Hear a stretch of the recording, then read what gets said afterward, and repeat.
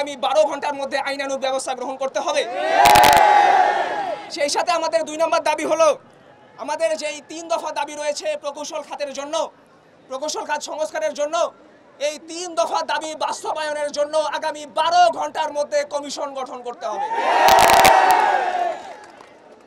বন্ধুরা, এই 12 ঘন্টার মধ্যে যদি আমরা এই 2টি দাবির একটি দাবিও পূরণ না পাই, তাহলে আমরা আরো কঠোর থেকে কঠোর কর্মসূচিতে যাব ইনশাআল্লাহ।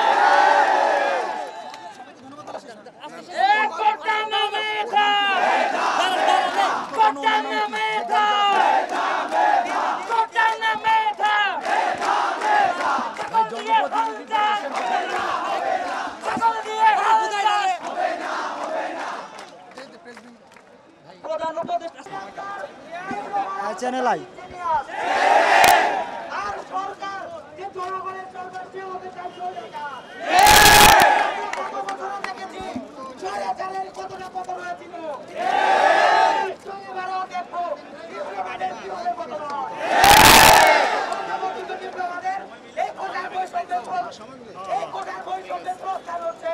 আমরা এই কর্মসূচি চালিয়ে যাব।